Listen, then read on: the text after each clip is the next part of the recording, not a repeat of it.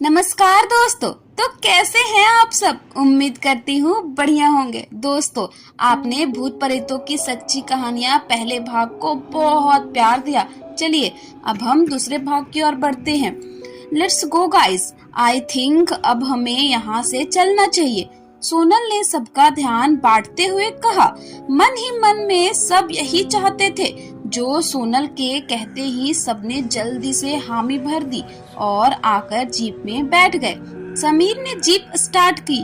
Jeep के चलते ही सबने चैन की सांस ली। उन सबके मन में कहीं अनकहे सवाल थे, पर सबकी जुबान खामोश थी। जहाँ कुछ टाइम पहले जब वे यहाँ आए थे, उस टाइम जीप में कोहराम मचा हुआ था। सब खूब मस्ती कर रहे थे, धूम मचा रहे थे। पर अब कुछ पल याद सब कुछ खामोश था। मौत का सन्नाटा पसरा हुआ था गाड़ी में। इस खामोशी के बीच बस एक ही आवाज थी जो उस टाइम सबके कानों में गूंज रही थी, और वो थी जीप के चलने की आवाज, जो कुछ ही देर में चलते चलते अचानक खरखराहट करते हुए बंद हो गई जीप, और जीप ठिठक कर बस रुक गई। अरे यार समीर, ये क्या हुआ? जीप क्यों रुक दी यार? विकास ने झुठलाते हुए पूछा। बाकी सब भी समीर की तरफ चकित होकर देख रहे थे। अरे यार विकास, मैंने जीप नहीं रोकी यार, सीरियसली पता नहीं जीप कैसे रुक गई अपने आप। ये रुक कैसे गई यार? आई डोंट नो क्या हुआ, लिट मी। समीर ने शॉक्ड होकर गाड़ी के नीचे उतरते हुए कहा। उसकी बात सुनकर विकास बोला, ओह सिट, कहते हुए वो भी चेक करने लगा कि जीप से क्या हुआ। उन दोनों ने जीप का बोनट खोलकर चेक किया और विकास की तरफ देखते हुए समीर बोला, पता नहीं यार विकास, सब कुछ तो ठीक है, फिर भी क्या हुआ है? एक काम करते हैं, हम जीप में बैठते हैं और फिर से स्टार्ट करने की कोशिश करते हैं, शायद स्टार्ट हो जाए। विकास बोला। हाँ, think you are right, let's try. कहते हुए समीर ने बोनट बंद कर दिया और दोनों आकर फिर से गाड़ी में बैठ गए। क्या हुआ समीर? इज एवरीथिंग ओके और नॉट? आदित्य ने पूछा। पता नहीं आदि भैया, इंजन में तो कोई प्रॉब्लम मेंशन नहीं हो रही, फिर भी ये स्टार्ट करके देखते हैं, शायद हो जाए स्टार्ट, समीर ने कहा। समीर की बात सुनकर सब टेंशन में आ गए और मन ही मन प्रे करने लगे। समीर ने चाबी घुमाई और जीप तुरंत स्टार्ट हो गई। ये देखकर सब खुश के मारे उछलने लगे। समीर ने जीप को आगे बढ़ाने के लिए जैसे ही रेस दी और ड्राइव स्टार्ट की, तभी तेज आवाज के साथ गाड़ी का पिछला टायर पंक्चर हो गया और सारी हवा निकल गई। ओह शिट, ये कैसे हो गया? शॉक्ड होकर अपना हाथ स्टीयरिंग पर मारते हुए समीर बोला, और एक एक करके सब गाड़ी से नीचे उतरे। अब क्या होगा समीर? टायर तो पंक्चर है, सोनल ने समीर से पूछा। डोंट वरी सोनल दी, स्टिपनी है हमारे पास, सो कोई प्रॉब्लम नहीं होगी, समीर ने सोनल से कहा। तभी अचानक विकास जोर से चीखा, ओह शिट, ये क्या हुआ विकास? कहते हुए समीर और आदित्य विकास की तरफ गए और सामने का नजारा देखकर उन दोनों के भी होश उड़ गए।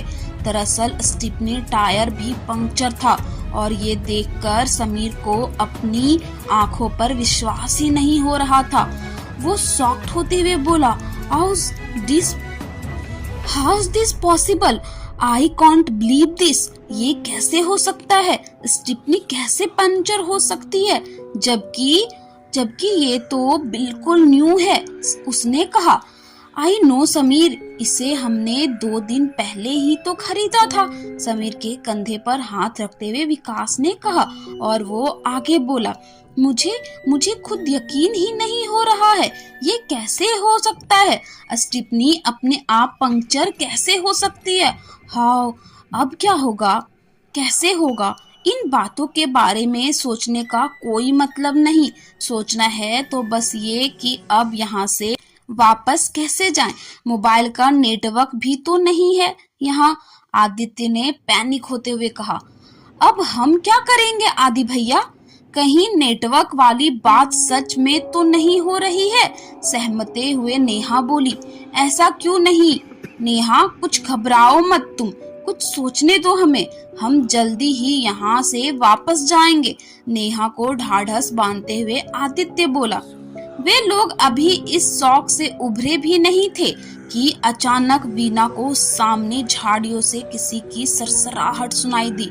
कुछ देर तो उसने आवाज को सुनकर अनसुना कर दिया, पर ज्यादा देर वो खुद को रोक नहीं पाई और उन झाड़ियों की तरफ बढ़ी। जैसे ही वो उन झाड़ियों के करीब पहुंची, उसने अचानक वहां से एक बच्ची को निकलकर भागते हुए देखा, जिसे अचानक इस तरह से अपने सामने देखकर वीना की आंखें फटी की फटी रह गई और वो असंतुलित होकर नीचे गिर गई। उसे इस तरह घबराकर गिरते हुए देख सोनल और नेहा दौड़कर उसके पास पहुंचे और उसे संभालते हुए सोनल से पूछा, क्या हुआ वीना, सब ठीक है ना? तुम इस तरह से गिर कैसे गई और इतनी घबराई हुई क्यों हो? कोई जंगली जानवर देख लिया क्या? हाँ वीना दी, बताइए ना क्या हुआ आपको? नेहा ने भी घबराते हुए वीना से पूछा।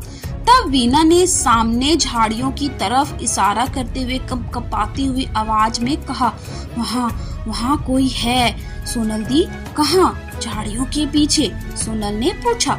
हाँ सोनल दी, वीना बोली।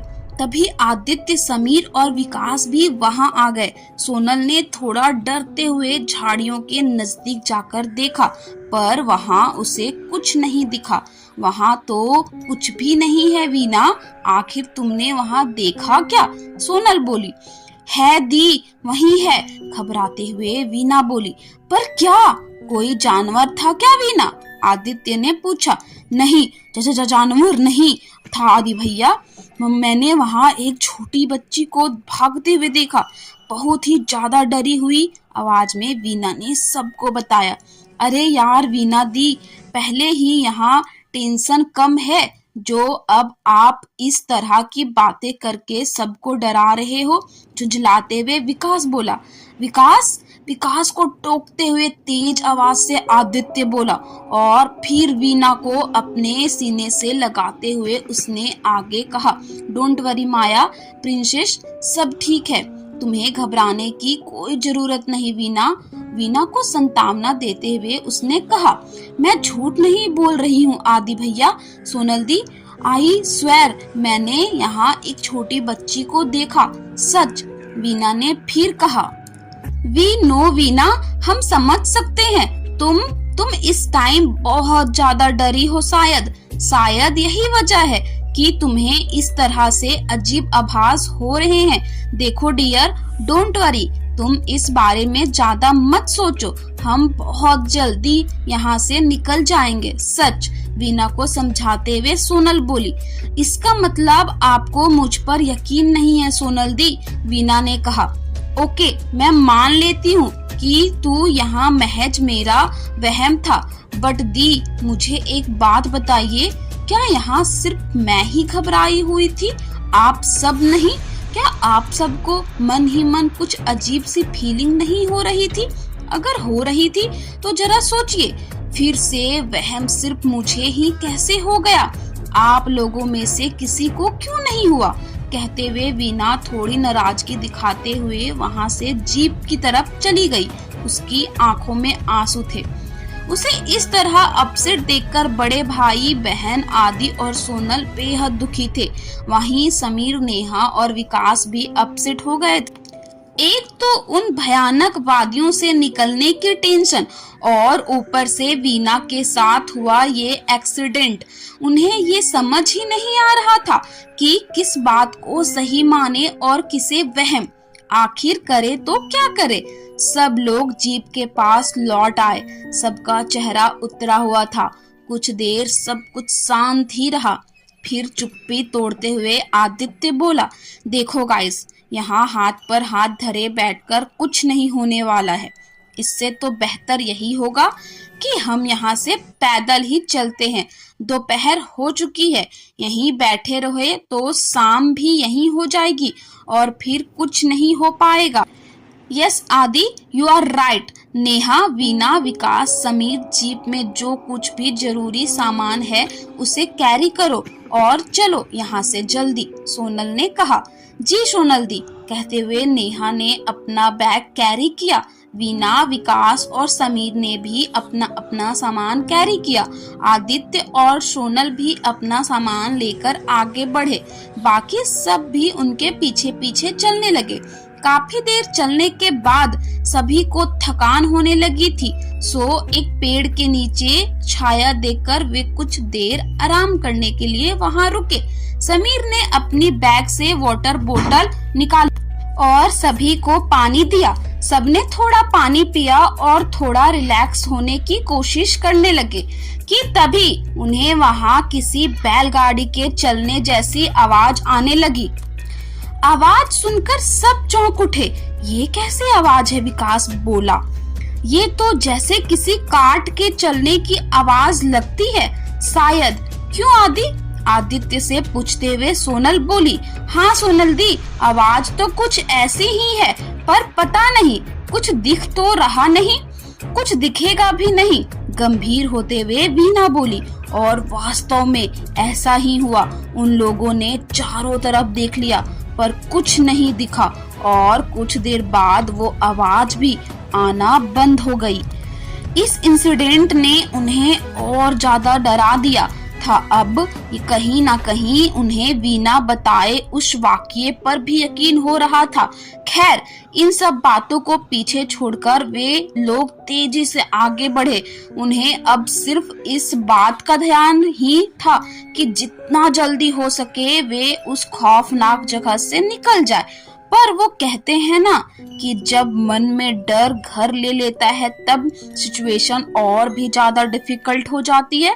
कुछ ऐसा ही होने वाला था इन लोगों के साथ भी। वे छहों लोग बिना इधर उधर देखे बस निरंतर चले जा रहे थे।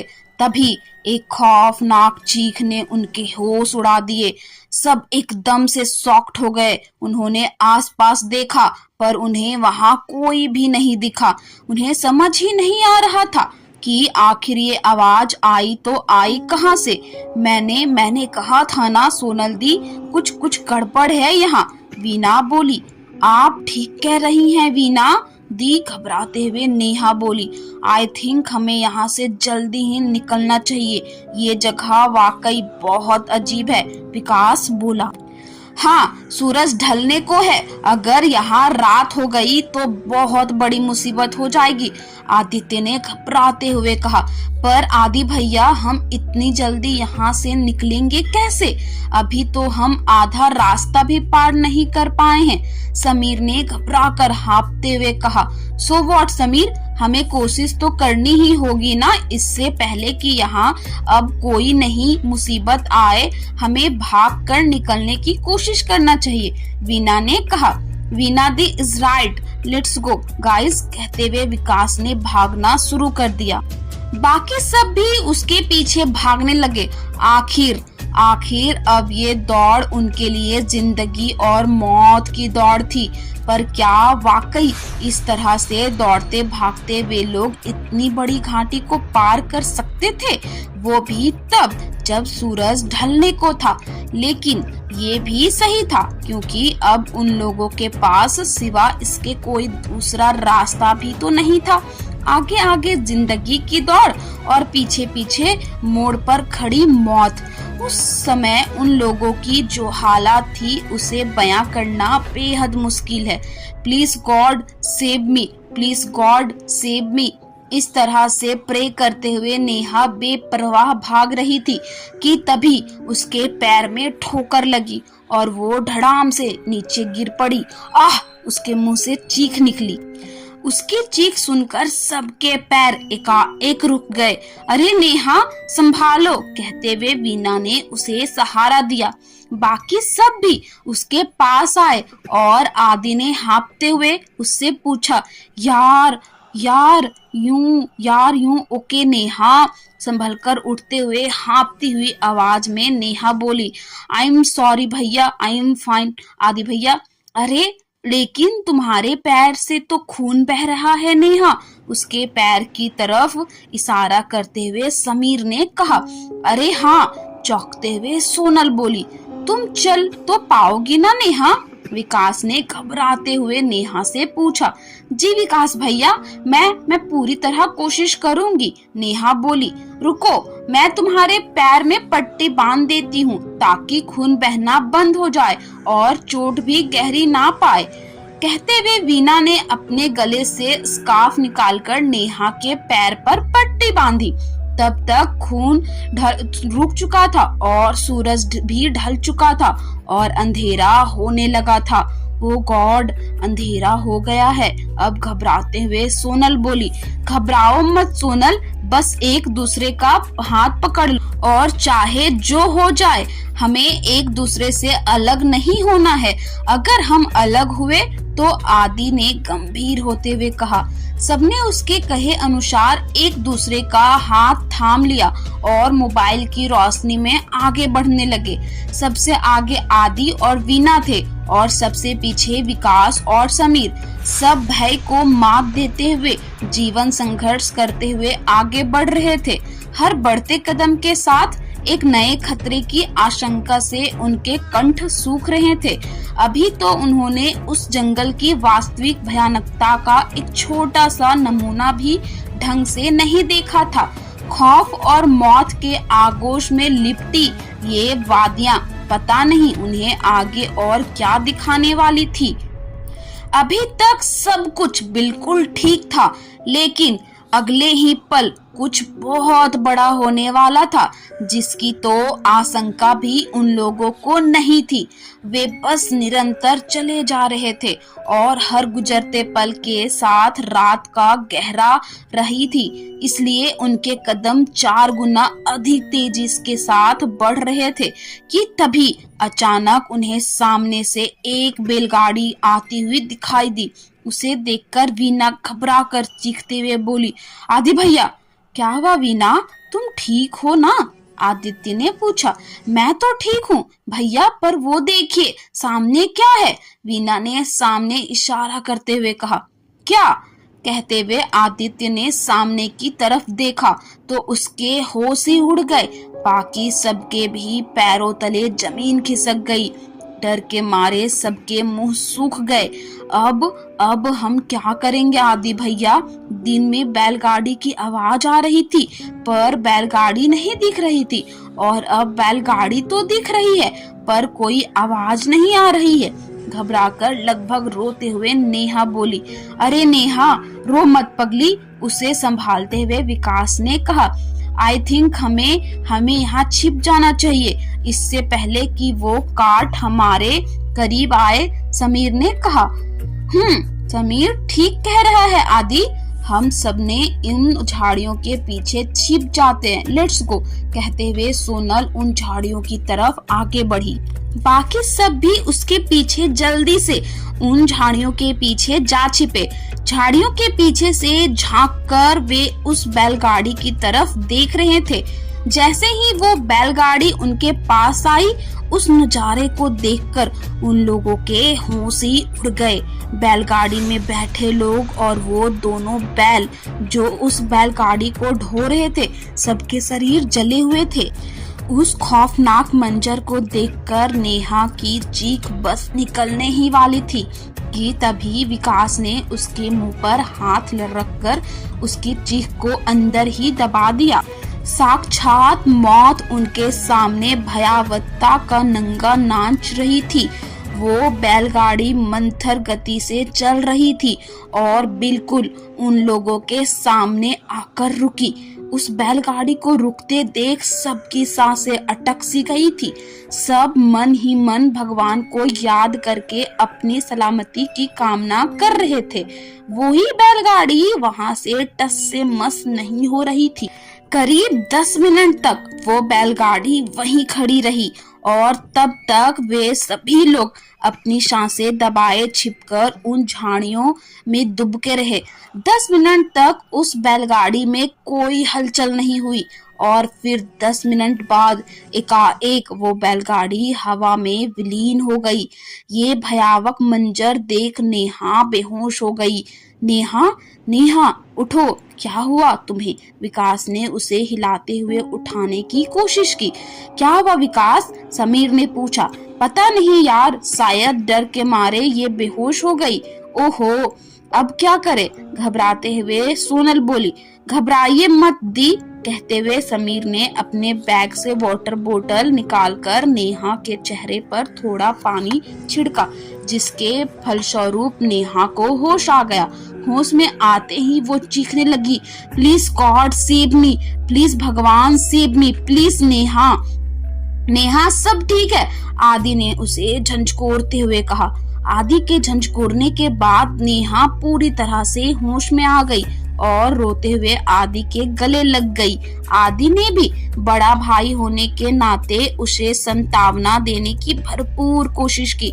ये सब कुछ अभी पूरी तरह शांत भी नहीं हुआ था कि एक और नई मुसीबत आ गई। वे लोग जहाँ छिपकर बैठे हुए थे, वहाँ अचानक एक छोटे से बच्चे के रोने की तेज आवाज उनके कानों में गूंजने लगी। हे भगवान, अब ये क्या नई मुसीबत है? नर्वस होते हुए सोनल बोली। ये सोचने का टाइम नहीं है सोनल दी हमारे पास, अब हमें ज्यादा देर यहाँ रुकना नहीं चाहिए, वीना ने कहा। वीना दी इज राइट, विकास ने भी अपनी सहमति जताई और वे लोग वहाँ से जल्दी निकल भागे। पर आखिर भागकर जाते तो जाते कहाँ? वहाँ तो चारों तरफ वही खौफनाक जंगल और रूह कपा देने वाली भयानक आवाजें उनका खून सुखा रही थी। भय और दिलचस्पी का एक खौफनाक मंजर उनके सामने बाहें फैलाए हुए खड़ा, और इन सब के बीच उनका आत्मविश्वास महासागर की उफातनी लहरों के बीच थपड़े खाते एक छोटी सी नौका जैसा प्रतीत हो रहा था। तभी अचानक सोनल को उम्मीद की एक छोटी सी किरण नजर आई और वो उछलकर बोली, हे गाइस, वो देखो, वहां सामने नीचे की तरफ रोशनी दिख रही है, शायद वहां कोई घर है। बाकी सब भी सोनल की बताई जगह पर अपनी नजरें डाली। अरे हाँ, वहां तो बहुत रोशनी है, शायद एक से ज्यादा घर है वहां, विकास ने कहा। इस खौफनाक जंगल में घर? मुझे तो कुछ अजीब लग रहा है, वीना ने कहा। यहाँ तो हर तरफ सब कुछ अजीब ही तो है, क्या पता हमें वाकई वहाँ से कुछ मदद मिल जाए। ये भी तो हो सकता है ना कि वहाँ कोई रियल रिव्यूज हो, समीर ने कहा। हाँ समीर, और इससे पहले कि वीना आगे कुछ बोलती, आदित्य ने उसे रोकते हुए कहा, लिसन वीना, आई नो तुम ना क्या कहना चाहती हो, पर डियर, हमारे पास और कोई रास्ता भी तो नहीं है। माना कि वहाँ खतरा हो सकता है, पर वहाँ एक संभावना भी तो हो सकती है मदद की, और फिर वहाँ तो सब जगह खतरा है। कहते हुए आदित्य ने अपनी बात खत्म की। या मुझे भी लगता है एक बार हमें वहाँ चलकर देख लेना चाहिए, शायद वहाँ से हमें कोई हेल्प मिल जाए, सोनल बोली। समीर, विकास और नेहा ने भी अपनी सहमति दर्ज करवा दी और वे लोग उस नए सफर पर निकल पड़े। अंधेरे की ओट में उजाले की खोज का सफर। वे लोग कुछ ही देर में उस जगह पर जा पहुंचे जहां से रोशनी आ रही थी। वहां कुछ कच्चे मकान और झोपड़ियां थी। घरों के बाहर मवेशी बांधे हुए थे, पर माहौल पूरी तरह शांत था। ये देखकर विकास से रहा नहीं गया और वो बोला, अरे आदि भैया, इतने सारे घर है यहाँ पर, कोई इंसान नजर ही नहीं आ रहा है, और तो और कोई आवाज भी नहीं। इतनी खामोशी, आपको कुछ अजीब लग नहीं रहा है यहाँ? कुछ नहीं, बहुत कुछ अजीब है यहाँ। इनफैक्ट सब कुछ अजीब है यहाँ। अब भी वक्त है भैया, वापस चलते हैं यहाँ से, वीना बोल पड़ी, घबराओ मत वीना, ये कोई सिटी नहीं गांव है और गांव के लोग जल्दी सो जाया करते हैं, शायद इसलिए सब कुछ शांत है। यहाँ सोनल बोली चिल्लाते हुए।